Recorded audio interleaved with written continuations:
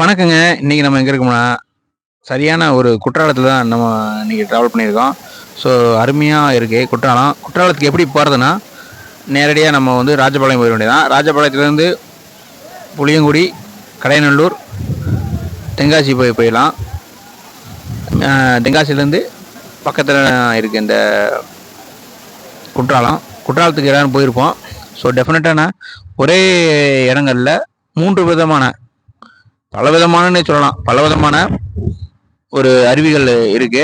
அங்க நம்ம திரும்ப திரும்ப நம்ம அங்களே வந்து குளிச்சுக்கிட்டு இருக்கலாம் போல, அவ்வளோ அருமையா இருக்கு. பட் நீரும் வந்து ஒரு மிகவும் மூலிகையா இருக்கு.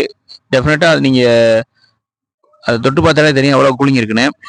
அங்க நாங்கள் இன்னைக்கு போனோம். மொத்தம் 2 3 இடத்துக்குமே போனோம். ஓல்டு பழைய குற்றாலம், ஐந்தருவி மற்றும் மெயின் அருவி, இந்த 3 இடத்துக்கும் போனோம். அடுத்தடுத்த வீடியோ நான் உங்களுக்கு அப்லோட் பண்ணுறேன் பாருங்க.